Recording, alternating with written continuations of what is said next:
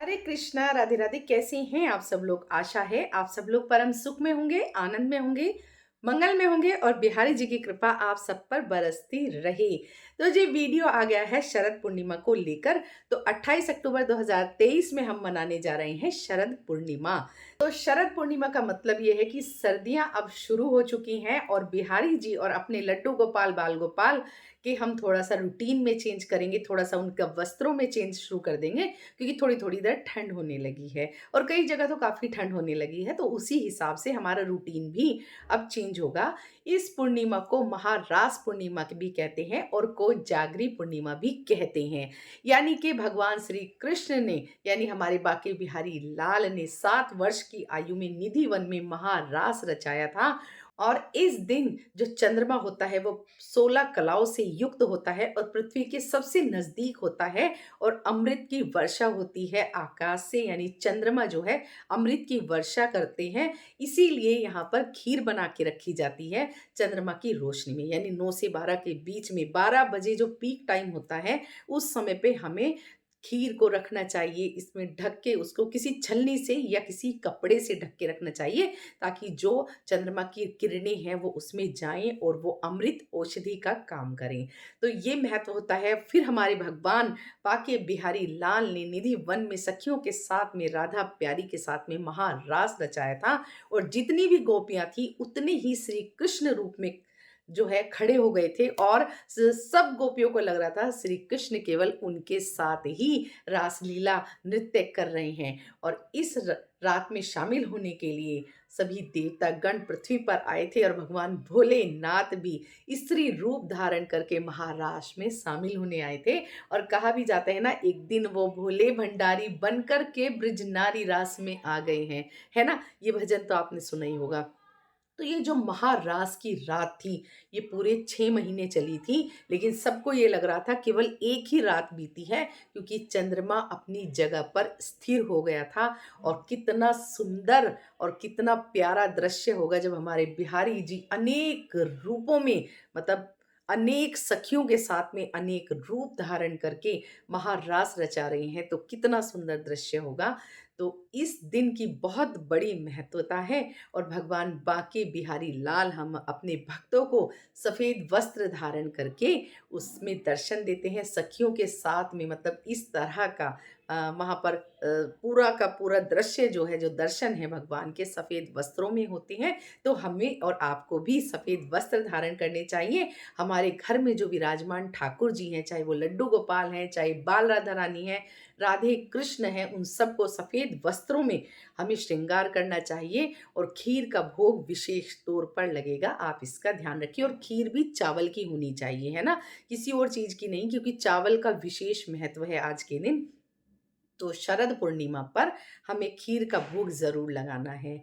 और इतना सुंदर दृश्य होता है, इतना सुंदर दृश्य होता है। निधि वन को भी सजाया जाता है और बाके बिहारी मंदिर को गुब्बारों से सजाया जाता है।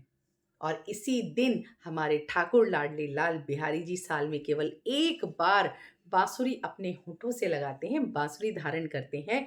और आज ही के दिन वो मुकुट भी धारण करते हैं और छड़ी भी धारण करते हैं। और बिहारी जी मंदिर में ऊपर अटारी पे एक खिड़की बनी हुई है, जिसका जहाँ से चंद्रमा का प्रकाश बिहारी जी तक पहुंचाया जाता है, मतलब सीधी रोशनी वहां तक जाती है।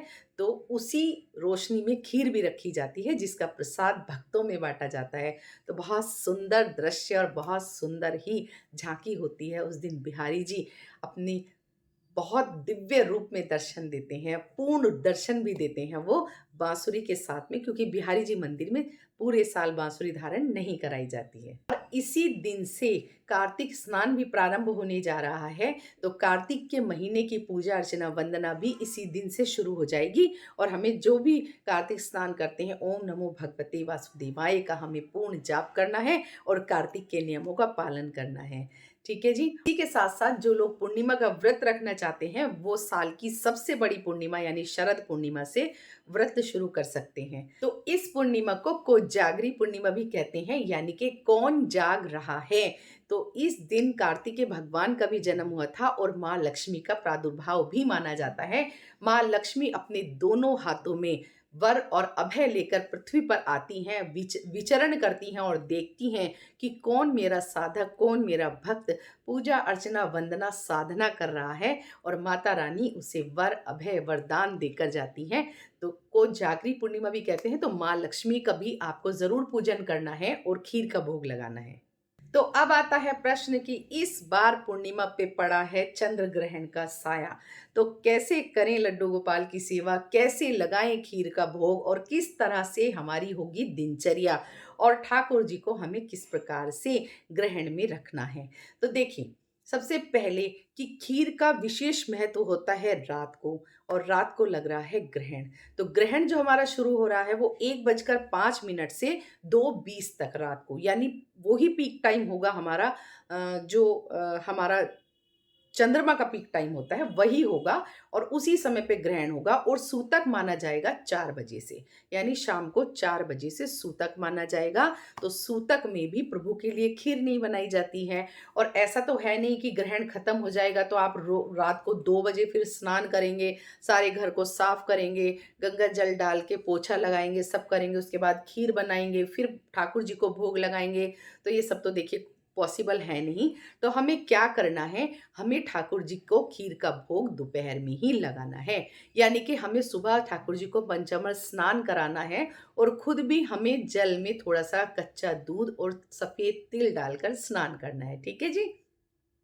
और ठाकुर जी को क्या करना है, उनको स्नान कराना है, पंचामृत स्नान कराना है, सफ़ेद वस्त्र धारण कराने हैं अपने बाल गोपाल लड्डू गोपाल को, और उनकी जो रेगुलर पूजा सेवा आप करते हैं वो आपको करनी है।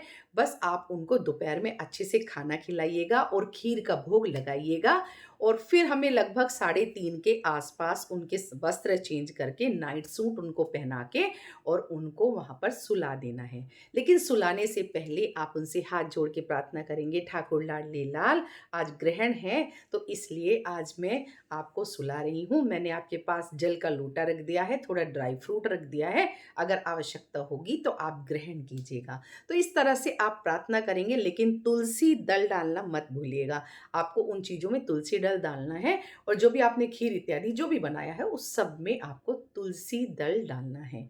ठीक है जी। और फिर आप ठाकुर जी को सुलाकर और अपने लड्डू गोपाल को सुला करके मंदिर का पर्दा कर दीजिएगा। फिर आप नेक्स्ट मॉर्निंग ही उनको उठाएंगे और अपनी रेगुलर पूजा अर्चना वंदना आप करेंगे, जैसे भी आप सेवा करती हैं।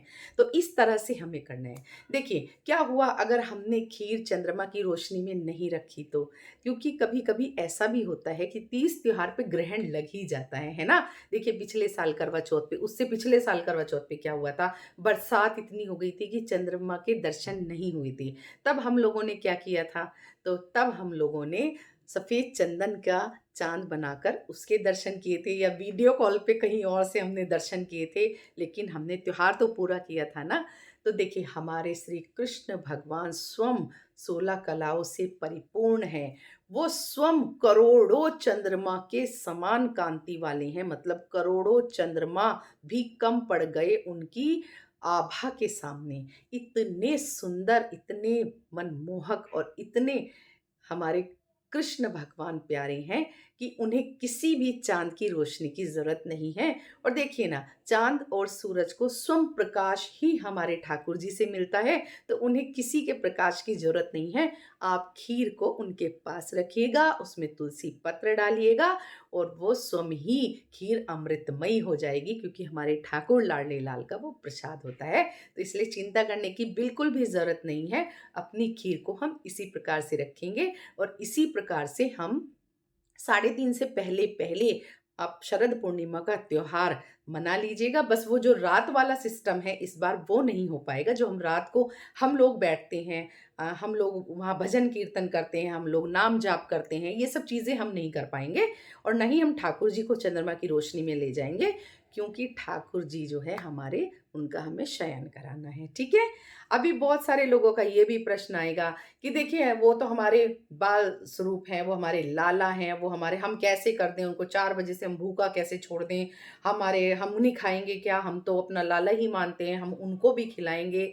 जी हाँ, मैं देखिए हमेशा ही कहती हूँ, बेशक वो आपके लाला हैं, आप उनसे प्रेम करते हैं, आप उनकी हर चीज़ का ध्यान रखते हैं, लेकिन एक बात हमें हमेशा याद रखनी चाहिए कि बेशक वो आपके लाला हैं, लेकिन वो श्री हरि नारायण का बाल स्वरूप हैं। वो भगवान हरि का रूप है जिनकी हम बाल रूप में सेवा कर रहे हैं।